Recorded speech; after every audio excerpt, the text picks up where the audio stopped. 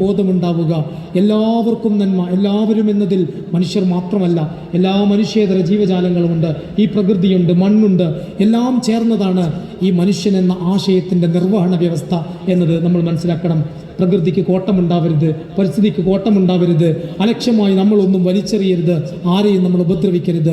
ഇങ്ങനെ നല്ല മനുഷ്യരായി തീരാനുള്ള പ്രവർത്തനത്തിന് വേണ്ടിയാണ് SSF പോലുള്ള സംഘടനകൾ പ്രവർത്തിക്കുന്നത്. മറ്റൊന്നും നമുക്ക് ലക്ഷ്യമല്ല. നമ്മുടെ ജീവിത ലക്ഷ്യമായി നമ്മൾ മുന്നിൽ കാണുന്നത് ഇസ്ലാം മുന്നോട്ട് വെക്കുന്ന, മതം മുന്നോട്ട് വെക്കുന്ന ഏറ്റവും മൂല്യവത്തായ ഒരു സമൂഹത്തിൻ്റെ സൃഷ്ടിപ്പാണ്.